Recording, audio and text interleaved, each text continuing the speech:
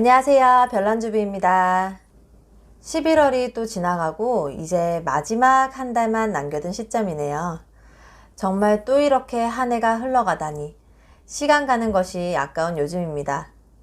이번 달은 제가 가계부에 변화를 좀 주었어요. 한국 주식과 미국 주식을 차익 실현한 부분을 가계부에 입력을 하곤 했었는데 한국 주식이 조금 하락세이기도 했었고 현재 평가된 주식 계좌의 금액과 또 가계부에 잡힌 금액이 자꾸 차이가 나는 것 같아서 실현손익을 가계부에 반영하지 않고 실제로 주식 계좌에서 제가 사용하는 계좌로 이체를 한 부분만 가계부에 입력하기로 했습니다.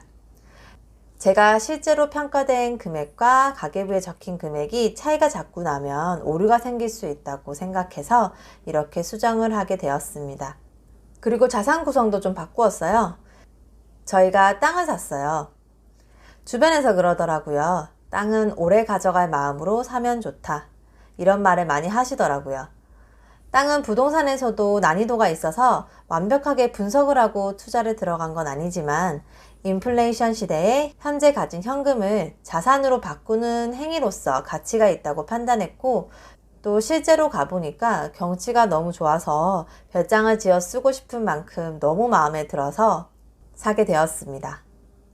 그에 따라서 대출과 비용이 발생했는데 가계부를 보면서 좀 더 말씀드릴게요. 먼저 수입 볼게요. 월급 505만원, 부수입은 202만 2,900원이었고요. 이 부수입에 쿠팡 수익, GPL 투자이자 이렇게 있었습니다. 그리고 금융소득 9,898원은 결산이자와 세이프박스 이자가 있었고요. 또 땅을 구입하면서 적금을 중도해지하게 되었는데 그 이자가 8,023원 나왔습니다. 좀 더 늘리고 싶은 마음이 있는 부수입인데 아직 크게 늘지를 못하네요. 이 부수입을 늘리고 싶은 마음은 굴뚝 같은데 마음대로 되지 않아서 조금 조급한 생각도 드는 요즘입니다. 그리고 지출입니다. 용돈 95만원, 부부 용돈 각각 40만원이고 시아버님 생신이 있어서 15만원 지출했습니다. 이번 달은 용돈에서도 특별히 기억나는 지출은 없었어요. 근데 잔고가 많이 남진 않았네요. 자유롭게 부담 없이 쓰는 금액이다 보니까 이 용돈은 조금만 신경을 안 쓰면 자꾸 사라지는 그런 느낌이 들어요. 그래도 그게 40만원 아니라서 참 다행이라는 생각이 듭니다. 공과금 세금 80만 3,220원. 차는 팔았으나 남은 자동차세는 돌아오네요. 자동차세 77,630원. 차를 사용했던 기간만큼 계산이 되어서 나온 금액이었습니다. 관리비에 포함 안 된 가스비 3,590원. 등기 비용도 지출이 되었는데 토지를 구매하면서 등기 비용이 들었고요.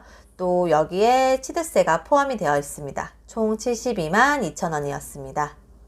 건강 33만 6,770원. 여기는 보험료 19만 6,770원, 약 건기식 14만원 이렇게 지출이 되었고요. 항상 쓰는 만큼 지출이 된 것 같아요. 사실 건강기능식품은 구매한 제품이 더 많은데 이게 네트워크 상품이라서 커미션이 들어오는 금액이 있어가지고 구매한 제품에 비해서 지출된 금액이 조금 적었습니다. 오랫동안 먹고 있는 회사 제품인데 친정엄마가 본격적으로 사업을 3개월 전부터 하시면서 제 이름으로 회원분들을 자꾸 달아주시더라고요. 그래서 제가 덕을 보고 있어요. 육아 17만 1,600원. 여기에 학비 9만 4천원. 여기에는 어린이집 기타 경비 그리고 윙크 4천원 있었어요. 윙크는 원래 10만 4천원인데 이달에 제가 국민소비지원금으로 10만원을 받았어요. 이게 포인트로 카드에 들어왔었어요. 그게 자동 지출되면서 윙크가 결제가 돼서 4천원만 지출이 되었고요. 소비지원금에 대한 거는 이전에도 한번 소개를 해드렸습니다. 윙크는 약정이 끝나서 이제 마지막 지출이 되었네요. 그동안 아이가 예상보단 잘 보지 않아서 조금 답답한 마음이 있었는데 이제 홀가분하네요. 윙크 학습지 구성은 참 좋은데 엄마가 아이를 꾸준히 보게 한다는 게 어려운 숙제인 듯 합니다. 이게 약정이 있어서 조금 아쉬웠어요. 아이북랜드 원령에 맞게 책 배달 받는 서비스 계속 하고 있었는데 이제 그만하기로 했어요. 왜냐면 아시는 분이 좋은 책을 이만큼 가져다 주셔가지고 일단 그 책을 먼저 우선적으로 열심히 보고 추후에 결정하기로 했습니다. 그래서 이달은 아이북랜드 지출이 없었어요. 식비 76,000원, 여기에 어린이집 우유급식, 석식비 지출이 되었고요. 장난감 1,600원. 저희 아이가 작은 뽑기 같은 장난감을 참 좋아해서 한 번씩 이런 지출이 생기네요. 주거통신 16만 1,576원, 여기에 관리비 14만 330원, 인터넷 2만 1,246원 나갔습니다. 문화생활 13만 8천원. 이달은 아이와 여기저기 많이 다녔어요. 차는 없는데 많이 다닌 것 같아요. 친정엄마와 3대 모녀가 함께하는 여행을 갔다 왔고요. 하나리조트에 뽀로로 룸을 예약해서 아쿠아빌리지도 함께 다녀왔습니다. 엄마가 차가 있으니까 편하게 잘 다녀왔어요. 저희 직장에 복지 차원에서 하나리조트 회원권과 할인 쿠폰이 있어서 저렴하게 10만원으로 해결했습니다. 그리고 시내에 관람차 있는 작은 놀이공원이 있는데 관람차를 타려고 버스를 타고 갔었어요. 아이가 근데 관람차를 타려고 하니까 무섭다고 해서 구경만 하다가 거기에 있는 키즈존에서 놀다 왔습니다. 거기가 키즈 카페처럼 꾸며진 곳인데 너무 좋은 게 아이 입장료만 받는 거예요. 그래서 8,000원만 지불하고 정말 신나게 놀고 왔습니다. 버스를 타고 30분 정도 갔었었는데 저희 아이가 버스는 창이 크고 구경할 게 많다 보니까 간판 보면서 구경하고 뭐 이것저것 질문하면서 너무너무 좋아하면서 타고 갔었어요. 시내가 복잡해서 차 끌고는 못 갔었는데 차가 없어서 오히려 이런 경험을 하는구나 하는 생각이 들었습니다. 거기에 가서 스티커 사진도 찍고 밥도 맛있는 거 먹고, 저희가 들렸던 식당이 예전에 신랑이랑 연애할 때 갔던 곳인데 아이랑 함께 이런 데이트를 하면서 오게 되니까 소소하지만 참 행복한 하루라는 생각이 들었어요. 그리고 친정엄마 찬스로 차를 타고 땅 구매한 곳 임장을 가면서 근처에 아이가 놀만한 곳이 있어가지고 거기서 모노레일을 타고 입장료를 구매하면서 총 3만원 지출이 있었습니다. 여기도 방문했던 날 날씨가 너무 좋아서 땅도 잘 보고 또 아이랑 놀기도 잘 놀고 왔어요. 생활용품 75,520원. 이것저것 필요한 물건 구매한 게 좀 있었네요. 마스크랑 시부모님 필요한 물건들 대신 구매해 드린 거 있었고요. 유아 수도꼭지 구매했습니다. 이거는 놀러간 친구네 집에 있었는데 아이가 너무 가지고 싶어 해서 달았더니 더 열심히 손을 씻고 편하게 사용하는 것 같아서 잘 산 것 같습니다. 경조사회비 축의금 5만원 있었습니다. 식비 17,630원. 간식 종류, 과일 등등 구매했고요. 장보기도 2번 정도 더 갔었는데 신랑 회사 복지카드 지출로 지출 기록은 없었어요. 그리고 항상 시어머님 반찬 덕에 정말 잘 살고 있습니다. 가까이 사는 게 최고인 것 같아요. 감사합니다. 교통, 차량, 택시비 3,300원 있었습니다. 차 없이 다니면서 택시를 한번 탔었네요. 근데 이게 신랑이 이동할 곳이 있어서 탔었는데 그게 뭐였는지 기억이 잘 안 나네요.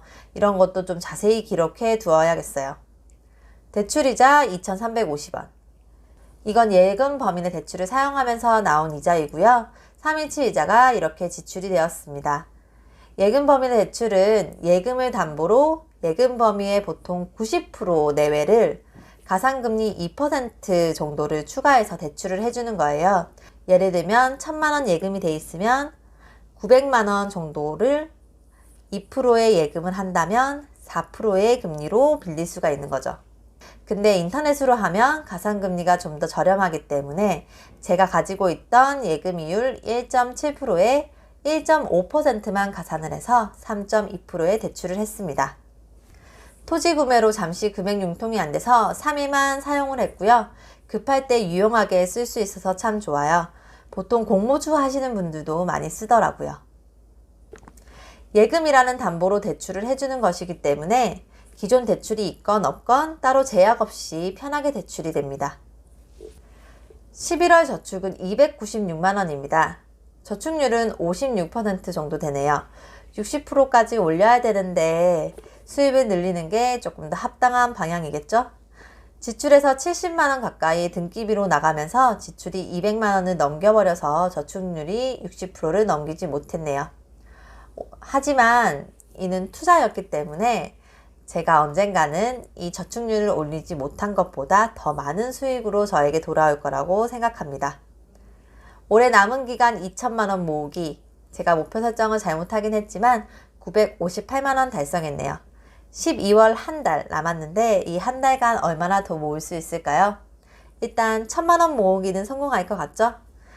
다음 달에 얼마나 더 저축을 할지, 지출을 조금 더 얼마나 줄여서 저축으로 돌릴 수 있을지 다음 달에 조금 더 열심히 해서 영상으로 돌아오도록 하겠습니다.